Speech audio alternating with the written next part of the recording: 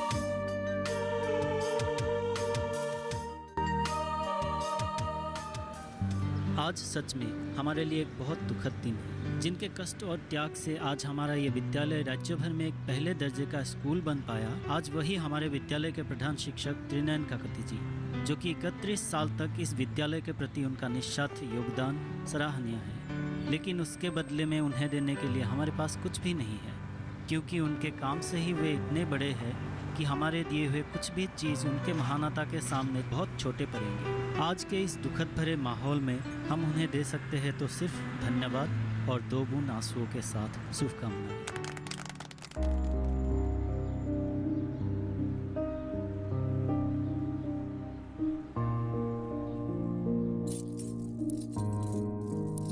रूपक, हाँ? तू कहीं जा रहा है? हाँ, क्यों? पिताजी अभी तक स्कूल से आए ही नहीं, बहुत चिंता हो रही है। तू एक बार जाकर देख तो सही। वो तो रोज ऐसे ही आते जाते हैं ना। आज के बाद कुछ अलग है। आज पिताजी के रिटायरमेंट के दिन है, दिल ऐसे ही दुखी है। ऊपर से कल रात को उसको बीपी का भी प्रॉब्लम रही थी, रास्ते में चक्कर वक्कर आ गया तो। कुछ चक्कर वक्कर नहीं आएगा, वो आ जाएंगे। मैं अभी नहीं जा सकता। तुझे ऐसा कौन सा काम है जिसके लिए तू पिताजी को एक नजर देखने के लिए भी नहीं जा सकता? अरे तू समझती नहीं है, मुझे प्रोड्यूसर को मिलने जाना है, तू बोल रहे हैं पिताजी को देख के आओ। तेरी तरह घर बैठने से मेरा थोड़ी ना काम बनेगा। आ जाएंगे, टेंशन मत ले।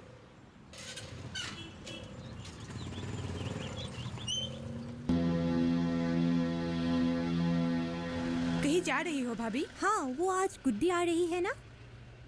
क्यों? मेरे बड़े भाई की बेटी वो बेंगलोर में पढ़ाई कर रही है, वो आज घर आ रही है। सोचा कि एक बार उसे जाके मिलाऊं।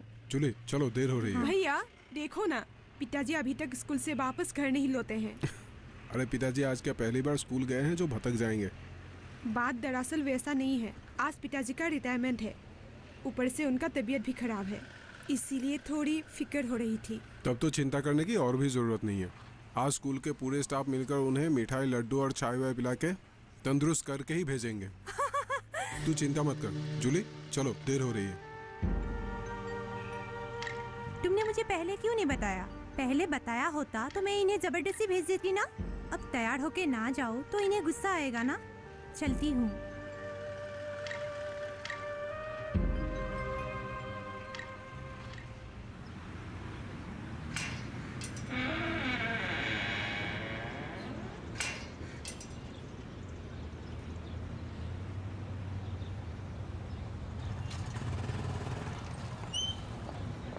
कहीं जा रहे हो नैना?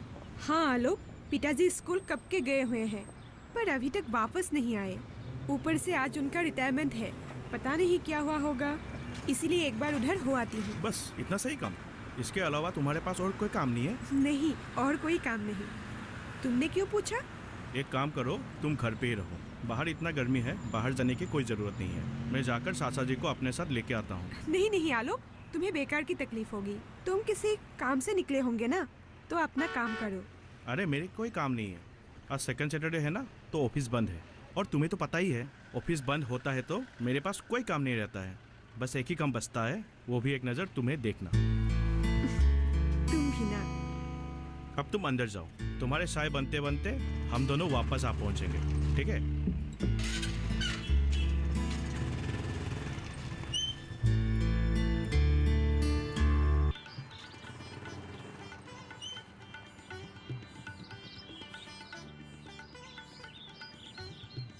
आइए ससा जी, चलिए।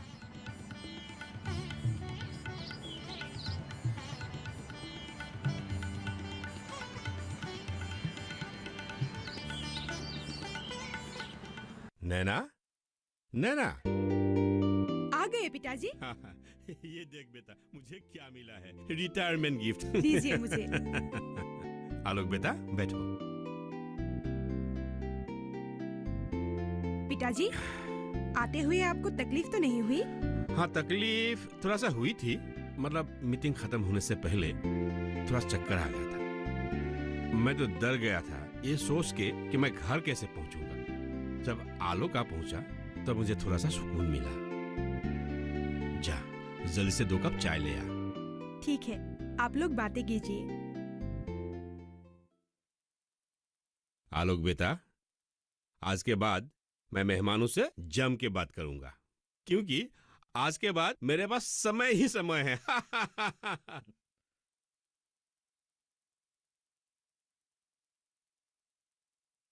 माँ, आज पिताजी को नौकरी से रिटायरमेंट मिला है। आज मुझे एहसास हुआ है जैसे पिताजी अब बूढ़े हो गए हैं। लेकिन पिताजी को मैं बूढ़े नहीं मान सकती माँ। आज से पिताजी की हर मैं उठाऊंगी। मैं कर पाऊंगी ना माँ? मुझे डर लगता है। डर लगता है कहीं कोई मुझसे भूल ना हो जाए। तुम मुझे हौसला देना माँ। दोगे ना हौसला? दोगे ना माँ?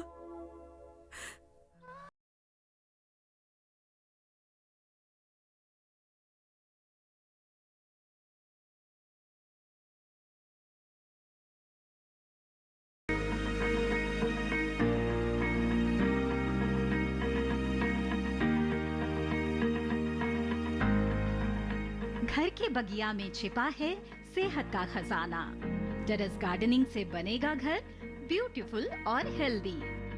क्यों ना गार्डन में उगाएं अपने फल फूल और सब्जियां, जिससे सेहत भी बने और छत की बगिया भी खिली खिली रहे। देखिए छत पर बागवानी, शनिवार सुबह 9 बजे सिर्फ दूरदर्शन किसान पर।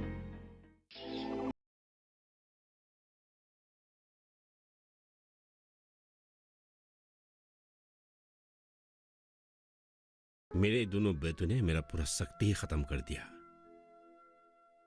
इनकी हाथों में ये घर बार ही क्यों, मेरी जिंदगी भी महफूज नहीं है।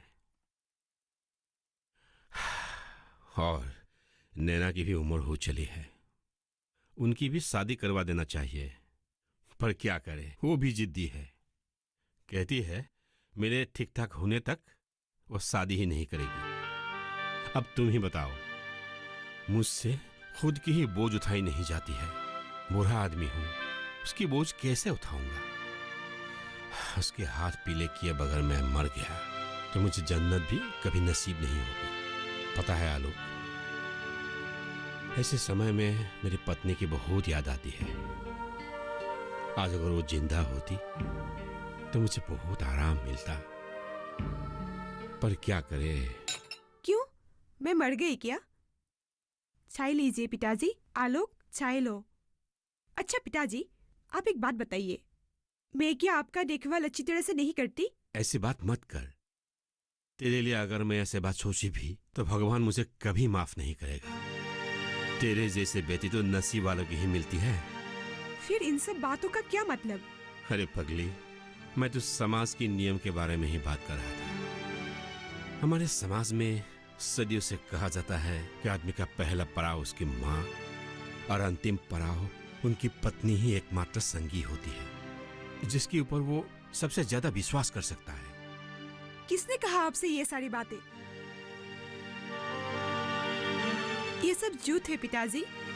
एक पिता की अंतिम पड़ाव में उनकी बेटी ही उनके साथी होती है, और आपके भरोसेदार साथी मैं हूँ पिताजी।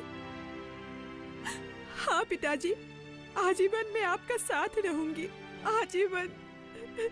मत रो, तू मेरा बेटा है। पिताजी।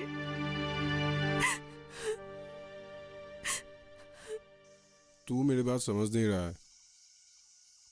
पिताजी को 10 लाख से ज्यादा नहीं मिलने वाला। क्या बात कर रहा है तू? पिताजी प्राइमरी स्कूल के हेडमास्टर हैं, कम से कम 20 से 25 लाख रुपया मिलेगा। बेवकूफ की तरह बात मत बोल। पिताजी के जो स्टार्टिंग के बेसिक पे थे उसी पर रिटायरमेंट बेनिफिट काउंट होगा। ओ जी, अब क्या होगा? तुमने तो भैया से 20-25 लाख की बात की थी। अब भैया तुम्हें कहीं गलत ना समझ बैठे। वही तो।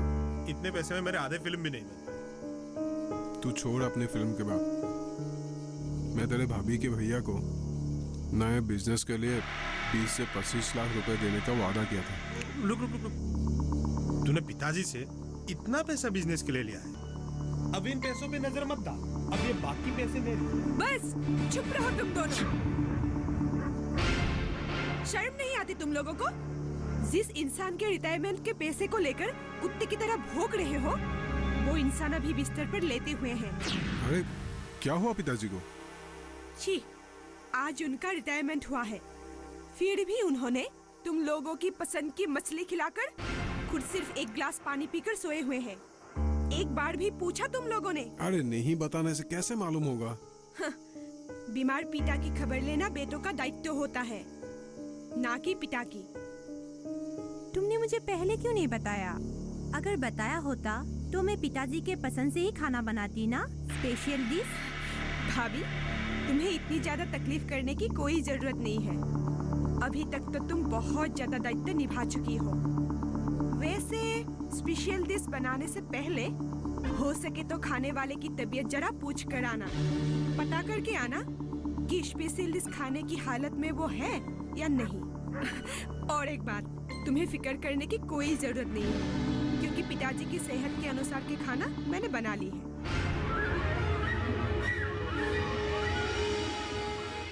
प्लीज आलोक, इस समय मेरी मानसिक स्थिति बिल्कुल भी ठीक नहीं है। मैं शादी के बारे में सोच भी नहीं सकती। पर मैं क्या करूं नैना, तुम ही बताओ। घर से मुझ पर बहुत प्रेशर है कि जल्द से जल्द शादी कर लूं। तो कर लो ना शादी, इसमें क्या परेशानी है? मैं तुम्हें कब का कह चुकी हूँ कि पिताजी को अकेले छोड़कर मैं अपने सुख के बारे में सोच नहीं सकती। अगर तुम्हें भुला पाता तो इतने सालों तक मैं तुम्हारे इंतजार में नहीं बिताता, कब की शादी कर ली होती। पर मैं मजबूर हूं नैना, ना तुम्हें भुला पाता हूँ, ना किसी और को अपना सकता हूँ। पर मेरे लिए रुके रहोगे तो अपनी जिंदगी बर्बाद हो जाएगी आलोक। तुम समझती क्यों नहीं हो? तुम्हारे जिंदगी का क्या, तुम्हारा क्या होगा? मुझे मेरी तकदीर के हवाले छोड़ दो। सोचा था समय के साथ साथ बड़े भैया और छोटे भैया सुधर जाएंगे, दोनों घर के दायित्व उठा लेंगे और पिताजी को दोनों के हवाले छोड़कर मैं अपने भविष्य के बारे में सोचूंगी। पर क्या करें, मेरी तकदीर ही खराब है। जितने दिन, जितने महीने निकलते गए, दोनों के हाव भाव और ज्यादा बिगड़ते गए। क्या हुआ? क्या क्या उन दोनों ने? क्या नहीं किया उन दोनों ने? पता है, पिताजी के रिटायरमेंट के उन चंद पैसों को हड़पने के लिए दोनों के बीच कंपटीशन लगा हुआ है। हालांकि पैसे आए ही नहीं हैं और पिताजी के साथ ऑफिस भागम भागी करते करते मैं थक चुकी हूँ। और वे दोनों साजिशों के ऊपर साजिश रचते गए, लड़ाई झगड़े पर भी उतर आए। आलो, अभी हम लोगों का घर घर बनकर नहीं रहा है, कौरवों का हस्तिनापुर बन चुका है। इसीलिए कहती हूँ, मेरे इंतजार में अपना वक्त बर्बाद मत करो। मुझे भुलाकर अपनी जिंदगी नई तरीके से आरंभ करो। ये नामुमकिन है नैना। मैं जब तक हूँ सिर्फ तुम्हारे इंतजार में रहूंगा। अगर जरूरत पड़े तो अभी की तरह दूर दूर रहकर जिंदगी गुजारेंगे। पागल मत बनवा लो। देखो, मेरी आगे पीछे कोई नहीं है। मुझे मालूम है पिताजी के जाने के बाद मेरे दोनों भाई मेरा क्या हालत करेंगे। तब तुम्हें किसी सहारे की जरूरत होगी और तब वो सहारा मैं बन जाऊंगा नैना, मैं बन जाऊंगा। आलोक, तुम बिल्कुल भी फिक्र मत करो नैना। मैं हर वक्त तुम्हारे पीछे साईं की तरह रहूंगा। तुम्हें जब भी जरूरत होगी तुम मुझे आवाज दे देना, मैं हाजिर हो जाऊंगा नैना। सच? आलू, तुम सच में महान हो। तुम इंसान नहीं आलोक, तुम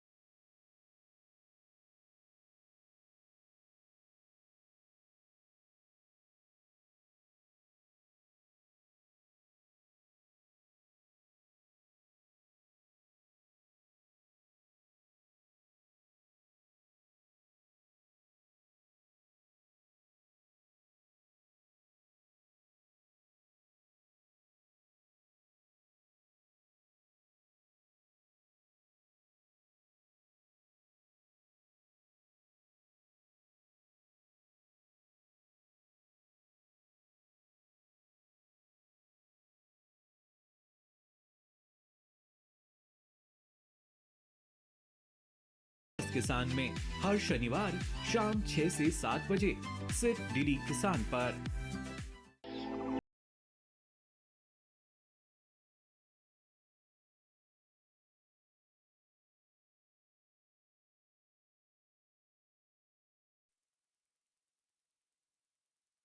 छोड़ो ये सब पढ़ना, तुमसे कुछ बात करनी थी। क्या बात है? मेरी बात ना मानने की सजा तुम्हें जरूर मिलेगी, देखना। क्यों? क्या हुआ? पिताजी से पैसों की बात करने को कहा था। की बातें? देखो जूली, पिताजी से पैसों के बारे में बात करने के लिए उन्हें रिटायरमेंट लिए दिन ही कितने हुए? कितने दिन मतलब? पिताजी को रिटायरमेंट हो चुके 1 महीने से ज्यादा हो चुका है, खबर है तुमको? फिर भी पैसे मिलते मिलते तो 2-4 महीना लग ही जाएंगे। बहुत सारे फॉर्मेलिटीज पूरा करना होता है। पैसे मिल जाए उसके बाद भी तो बात कर सकते हैं। तब तक पैसे बचेंगे भी तुम्हारे हिस्से का। उधर तुम्हारी बहन ने पैसों का बांटने का काम शुरू कर दिया। ये तुम क्या कह रही हो? ठीक ही तो कह रही हूँ। कल रूपक और नैना की बातें मैंने अपने कानों से सुना था। मेरे आते ही टॉपिक चेंज, जैसे मैं कोई बुद्धू हूँ। क्या बातें सुनी तुमने? आज सुबह तुम्हारे ऑफिस जाने के बाद नैना बरामदे में फूलों की टब पर पानी दे रही थी, तभी रूपक नैना के पास जाकर कुछ समझाने लगा। मैं थोड़ी ही दूर से सब कुछ सुन रही थी। तू अगर सम्मान के लिए अच्छे काम करेगा तो तुझे सम्मान जरूर मिलेगी। वही तो, इस सम्मान के लिए तो मैं फिल्म बना रहा हूँ। मैं जो ये कर रहा हूँ ना, ये सब अपने सम्मान के लिए नहीं कर रहा हूँ। ये सब घर के लिए, तुम लोगों के लिए, सबकी इज्जत के लिए मैं कर रहा हूँ। तू सोच, अगर मेरा फिल्म एक बार बन गया तो हम लोगों की इज्जत कितनी बढ़ जाएंगी, हम कहाँ से कहाँ पहुँच जाएंगे। तू सोच, उधर ना मेरे घर के सामने दीवारों पे मेरे नाम लिखा जाएंगे, रूपक कलिता फिल्म डायरेक्टर। बस मेरे भाई, आज तक तुझे बहुत सारे फिल्में किए हुए देखा है मैंने, और उन सब के लिए पिताजी के हजारों रुपये जो उन्होंने पाई जोड़कर इकट्ठे किए थे, उन सब को भी पानी की तरह बहाते हुए देखा है मैंने। अरे बाबा, वो सब VCD फिल्म थे यार, वो सब मैंने अपने एक्सपीरियंस के लिए बनाए थे। अब बनाऊंगा मैं फिल्म, फीचर फिल्म बनाऊंगा, वो भी बिग बजट का। इस बार ना मैं अपने फिल्म में ना हीरो हीरोइन मुंबई से लूंगा। वहाँ का हीरो हीरोइन ना मस्त एक्टिंग करते हैं। दीदी तू एक बार पिताजी को जाकर बोलना। ये सब ना तू मुझे मत बोल। तुझे इस काम के लिए पैसा चाहिए तो तू खुद जाकर पिताजी से बात कर, मुझसे नहीं होगा। तू खुद जाकर बात कर। हाँ, तू क्यों करेगी मेरे लिए बात? लेकिन जब भैया को बिजनेस के लिए लाखों रुपए लगी थी ना, तब तो तू ही जाकर पिताजी को सिफारिश की थी ना उनके लिए। हाँ, की थी मैंने सिफारिश, क्योंकि बिजनेस की बात अलग होती है और फिल्मों की अलग। उन पैसों से की गई बिजनेस ने आज भैया की जिंदगी संवार दी है। देख, तुझे अगर बिजनेस या नौकरी के लिए पैसा चाहिए तो तू मुझे बोल, मैं खुद जाकर पिताजी से बात करूंगी। पिताजी के रिटायरमेंट के पैसे ही उनकी आखिरी पूंजी है। तेरे खातिर वो पैसा मैं बेवजह खर्च करने नहीं दे सकती। अच्छा होगा तू एक दुकान ही खोल ले, मैं पिताजी से कहकर पैसा दिलवा दूंगी। क्या बात है नैना, तुम लोग झगड़ रहे थे? नहीं भाभी, भैया से वो एक फिल्म की स्टोरी सुन रही थी।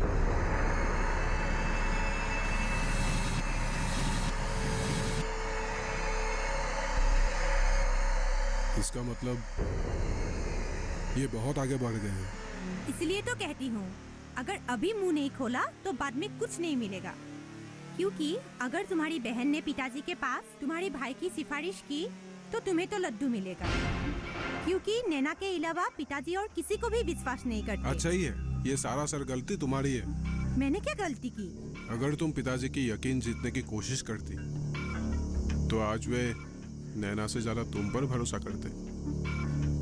इसीलिए मैं हमेशा तुमसे कहता रहा कि कभी अपने हाथों से चाय बनाकर पिताजी को पिलाया करो, कभी खाना खुद परोस दिया करो, कभी तो बिस्तर लगा दो, कभी अपने हाथों से कपड़े धो दो। कभी भी तुमने अपने पिताजी के लिए कुछ किया? अगर कुछ करते तो पिताजी का विश्वास जीत पाते। मैंने जिंदगी में ना ही किसी की गुलामी की थी, ना ही कभी करूंगी, समझे? मेरे मायके में 3-4 नौकर है। हमें सिर्फ हाथ धोकर खाना खाने की आदत है। बस अब मैं और पिताजी की गुलामी नहीं कर सकती। तो रहो अब तुम महारानी बनकर। उधर नैना मस्का लगाकर पिताजी के सारे पैसे जब ले लेंगे तब तुम्हारी अकल ठिकाने आएगी। क्यों? सिर्फ मेरे गलतियां गिन रहे हो? क्या नैना तुम्हारी बहन नहीं है? सुनो, नैना अगर छोटे भाई की सिफारिश पिताजी से कर सकती है तो बड़े भाई की सिफारिश क्यों नहीं कर सकती? क्या कारण है? पिताजी के लिए कपड़े धोना और चाय बनाना मेरे लिए कोई बड़ी बात नहीं है, ये तो मैं कल से ही कर सकती हूँ। पर बड़े बेटा होने के नाते तुम्हारा भी कोई अस्तित्व है, ये तो प्रमाण करके दिखाओ। नहीं तो तुम्हारे पत्नी के हैसियत से मुझे ऐसा लगेगा कि मैं एक पुरुष के साथ नहीं, कापुरुष के साथ संसार कर रही हूँ।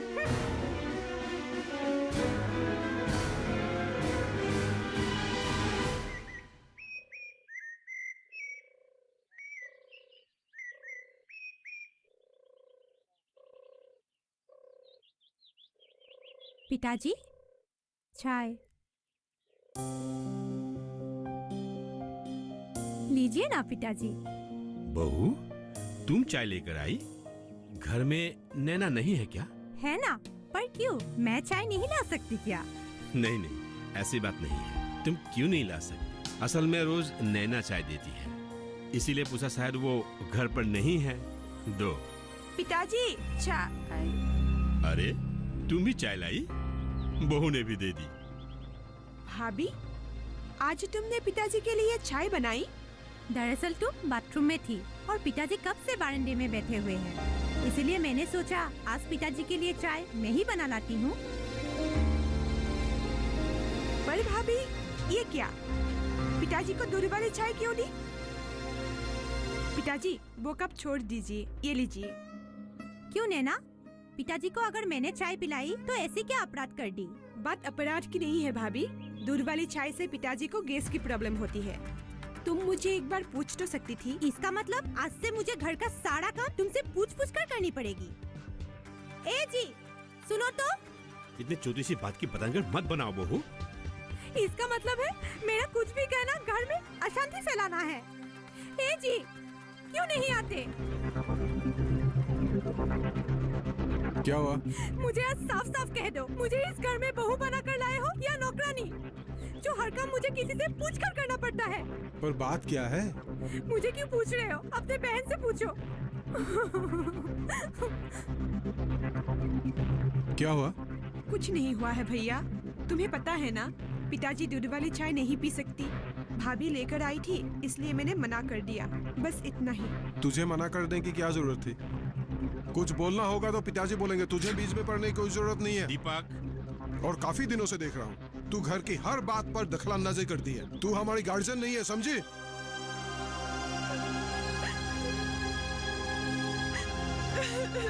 बेटी। जूली के बड़े भाई ने रेलवे कॉन्ट्रैक्ट के लिए एक फार्म शुरू किया है, उसमें मैं पार्टनर हूँ। अरे तू समझ क्यों नहीं रहा?